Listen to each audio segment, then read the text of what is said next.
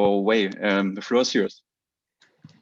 Okay, thank you. Thank you for the introduction. And good afternoon, everyone. First of all, I would like to thank the IFNOI committee for giving me the chance to present my work. My name is Wei, and I'm a PhD student from CERMAF in France. And today I'm going to talk about the cellulose sulfuric acid complex crystal that we found during the swelling process at low temperature. And Yoshi and Xu are my PhD supervisors. The solvents for cellulose has three kinds: non-proton polar solvents like ionic liquid, and alkaline solutions and acid solutions. These examples show X-ray diffraction patterns of crystalline complexity of cellulose and solvent molecules. And this picture on the left shows the nominal crystal of cellulose ionic liquid complex. And the picture on the right shows the cellulose alkaline complex crystals. And for A is cellulose lithium hydroxide copper crystal, and B is the cellulose sodium hydroxide copper crystal, and C is the cellulose potassium copper crystal, and D is the cellulose sodium hydroxide crystal. And this crystalline complex can be formed because the solvent can penetrate inside the cellulose crystals and stabilize the molecular organizations with cellulose. But until now, I haven't found any literature reporting the cellulose acid complex crystal yet. And the the cellulose sulfuric acid crystal in this presentation actually found by chance. The story started from a literature that reported by Huang in 2016, and they found that the spruce cellulose can be rapidly dissolved in sulfuric acid at low temperature. And they observed this whole process by microscopy. At 0 seconds, we can see very clear the cellulose fibers, but after 120 seconds, they are completely gone.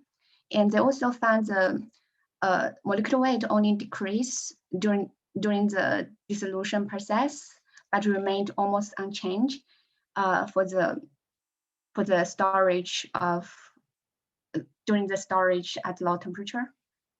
Which can be very interesting because for the industrial purpose, because maybe some industrial purpose doesn't want the decrease of molecular weight. And from this slide, I will show my work. Firstly, we've confirmed Huang's result. From figure 1, when we use 9% of microcrystalline cellulose in 62% sulfuric acid, at room temperature, after 3 hours, it was still turbid, and which implied the cellulose is just swelled, but not dissolved. But at -20 degrees after 3 hours, it becomes a clear solution, which means cellulose is dissolved. But when we use 61% sulfuric acid at low temperature, the cellulose wasn't dissolved, even it was at -20 degrees for 2 months.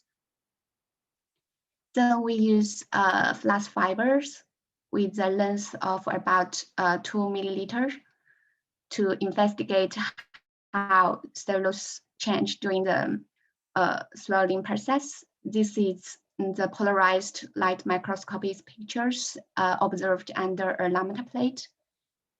And I use sulfuric acid with 5 concentrations from 60% to 64%. And the solutions pre-cooled at -20 degrees and 90 degrees. And after flax fibers immersed in this sulfuric acid, after 3 minutes, the picture were taken, and then that's the picture we saw here. And this picture is almost the original state of the flax fiber, but at -20 degrees, we can see it spilled. And with increasing the acid concentration, the flax fiber gets smaller, and means it begin to dissolve. So, so from this figure, we can confirm that the low temperature do help for the dissolution of cellulose. And then we use the wide angle X-ray scattering to investigate how cellulose change during the swelling process at low temperature. And we did the experiments at Soleil synchrotron. And this is where the X-rays coming. And here is we put the samples with the temperature controlled holders.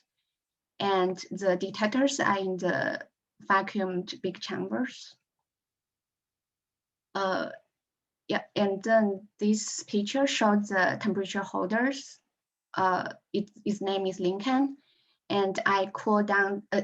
This is where we put the liquid nitrogen, and here we put the sample here, and I cool down the samples from like room temperature around 23 degree to minus 20 degree, and keep the temperature at minus 20 degree for 1 hour, and then warm it back to 20 degree. And this whole process, during this whole process, like we took the X-ray diffractions every 5 minutes. And this is this picture illustrates how we put the samples. And the inner diameter of the tube is about 0.13 milliliter, and it takes about 15 minutes to centrifuge down the sulfuric acid little by little because of the capillary effect. And so the first diffraction picture actually is taken at 15 minutes from the sulfuric acid meet the flax fiber. And the C direction is in this, the fiber diffraction is set as the C axis. And this is the general view of the wide angle X-ray scattering results. We used 3 acid concentration, and the temperature begin to cool down at minus 20. This is at minus 20 degree. And we can begin to see the new reflections for 64% sulfuric acid. And here we also begin, for 62% sulfuric acid, we also begin to see the new reflections. But then for 60% sulfuric acid, we didn't see the new reflections.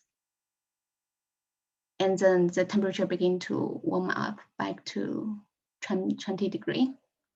And we can see the new reflections disappeared. This slowly disappeared too, and then it disappeared. Yeah, that's the general view. And so let's move on to the details. This is the figure A is the first diffraction picture that we took. We can see is a cellulose one, is a cellulose one's feature. And this is the diffraction patterns that was at minus 20 degree. Oh, sorry. That is at minus 20 degree for 1 hour. And the picture C is the picture B after subtracting the isotropic background. The isotropic background mainly comes from the sulfuric acid and water. And subtracting the isotropic background is to make the reflections clear. And the despacing, like from the despacing of the 3 reflections in the C axis, we can know this reflection is 001, and this reflection is 004, and this reflection is 006. And also we can also get the unit cell access C value is 25 angstrom. And from the, and we took 12 strong reflections from different layer line to calculate the other unique cell parameters.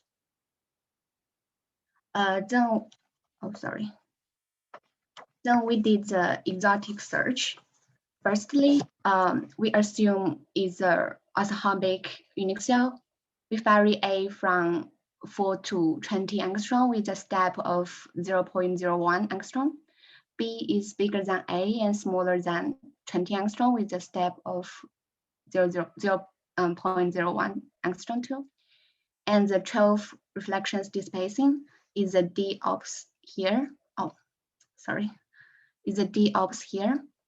And the DHKL is calculated by varying the H value and the K value. And the phi S is the sum of the error of the 12 reflections.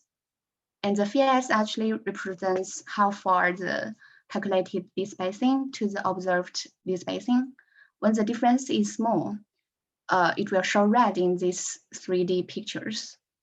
And when A and B are large, we can see more red spots. It's reasonable because imagine if you can explain a unique cell by one volume, double the volume or make the volume bigger, of course, can explain the unique cell too. So we actually need to eliminate the influence of the volume. And this picture shows the relationship between the phi S with the volume. We can see it decreases very fast. Yeah, and we found when we multiply the phi S with the square of volume, the tendency of the phi volume with increasing the volume is very flat. So by this relationship, we can roughly say that we eliminate the influence of the volume. And so as long as we find the minimum volume of the phi volume, then we can get the unique cell information. And then we need to check the unique cell information that we get is reasonable or not. So for that, we compare the positions of observed reflections with the calculated one, and the red cross here as the predicted lattice points that calculated by the unique cell here, and we can see there are 4 reflections that marked with the blue arrows are not covered by the red cross, and this one is very strong reflection. So it means there's something wrong. But then when we doubled A, we found this strong reflections is covered by the red arrows, red cross. Sorry. Yeah. So from this we can say the unique cell information that we calculated can explain most of the reflections here. And then we can begin to estimate the unique cell composition. As we know, the length of the glucose molecules is 5 angstrom, and the C-axis of the unique cell is 25. So we can estimate that there are like 5 glucose molecules in the fiber direction. And the 004, the despacing is 6.27 angstrom. It's very close to the sulfuric acid tetrahydride crystals C value. And this C value is the 2 sulfuric acids that is mediated by 2 water molecules. So by this we can say the stoichiometry of the sulfuric acid and water is 1/3 or 1/4. 1/3 is because the cellulose can interact with the sulfuric acid. So the number of water can be less compared to the sulfuric acid and water system. And the 004 is a very strong reflections. So it implied there may be 4 sulfuric acid molecules in the fiber diffraction. And so in the end, the stoichiometry of the glucose and sulfuric acid and water is in this relationship. And after we calculate the molecular volume of sulfuric acid, glucose, and water, we can actually calculate the total volume by sum up the volume of sulfuric acid, glucose, and water molecules. And in the end, the calculated total volume of all the molecules is very close to the volume of the unique cell if the M is 1 and the N is 3, and also the density is in reasonable range. And so we can say the unique cell, the composition can be with 5 glucose and 12 sulfuric acid molecules, and with 36 to 48 water molecules. And this picture illustrates how the unique cell composition and the packing, and when we double A, and this is how it will looks like. And now let's look at some physical aspect of the cellulosic acid crystals. This figure is the X-ray diffraction profiles in the equatorial direction, and the blue curves are taken at -20 degree, and the red curves at 20 degree. And for 64% sulfuric acid, the new reflections appeared at 25 minutes. And for 62% sulfuric acid, it appeared around 40 minutes. But then there's none for 60% sulfuric acid. And when we increase the temperature for 64% sulfuric acid, it is still there for 95 minutes, but then it's already disappeared for 64% sulfuric acid. So with increasing the acid concentration, the new crystal, the cellulose sulfuric acid complex crystal, is more stable actually at low temperature. Yeah. And then we investigate also the swollen flax fiber after regeneration. The left image is the initial flax fibers X-ray diffraction pattern. It's typical cellulose 1. And then we use the same condition as the wide angle X-ray scattering to make the flax fiber swollen.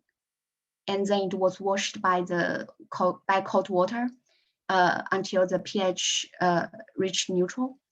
And then we take the X-ray diffraction patterns at wet state, and we can see the peaks get broadening, very obvious. And after drying, we still see some arches, but they are much blurred, like it's not so sharp as the flax fibers. So the molecular orientation seems to be more or less kept, but then the crystallinity was almost lost. And the solid state NMR also confirmed that the regenerated flax fibers are more amorphous. And here we come to the conclusions. The first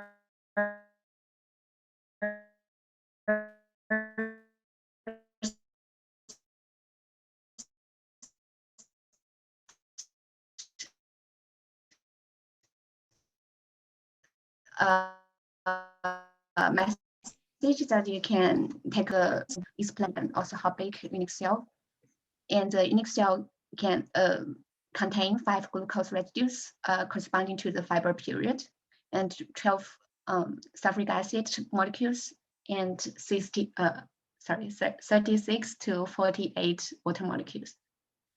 And the cellulose sulfuric acid complex crystals appeared earlier and disappeared later when the acid concentration is higher. And the cellulose regenerated by washing in cold water was amorphous. And in the end, I would like to thank my two supervisors, Yoshi and Yu, and also Dr. Isabella, because she helped me a lot with the wide-angle X-ray scattering experiments. And in the end, I also want to thank all my lovely team members. Thank you for your attention. Thank you, Wei, for this very interesting talk. And now we know a lot of details about what happens if cellulose goes in contact with sulfuric acid. And I believe it's very important because, for example, if you think about nanocrystals, you also make them with sulfuric acid. So you have really to know these details to make a process, because otherwise you might dissolve cellulose. I was wondering, so first of all, we have one question here. So zinc chloride, do you know this? It can also form like a kind of ionic liquid, and it has also very similar properties as sulfuric acid. Can you comment on that? Sorry, what's you say? Sorry. It's zinc chloride water mixtures. So they have also like ionic liquid character. Yeah. Yeah. Yes. And your question is how I think of the solvent with cellulose. Sorry, I think no, I was just I misunderstood. No, but I think the question is just why did you choose the sulfuric acid and why not, for example, zinc chloride? Was there a specific reason? Yeah, actually, for sulfuric acid is just because actually my thesis subject is to investigate the cellulose oligomers, and we use the sulfuric acid system to solubilize and also hydrolyze, and then we get. And this actually we just want when we study the dissolution process, we found this crystal actually is by chance. Yeah, that's is yeah, it's actually for the purpose of this study actually is not very yeah, it is kind of lucky. so okay. Yeah, so because if we use for example, if we prepare the cellulose oligomers by ionic liquid, but then it will lack a system to hydrolyze it. Yeah, that's why we we didn't use ionic liquid. Like if we use ionic liquid, either we need to use enzyme or acid to hydrolyze it to prepare the cellulose oligomers. But then I think yeah, it can be interesting to investigate it in the future maybe, because apparently for the solvent with cellulose, it's somehow, as long as you find the right conditions, maybe you can find new crystals. That's what I thought. Yeah, what I think. Yeah, thank you. Very interesting. So now we have to move to the next speaker. So thank you again. And I ask, please stop sharing your presentation. Okay.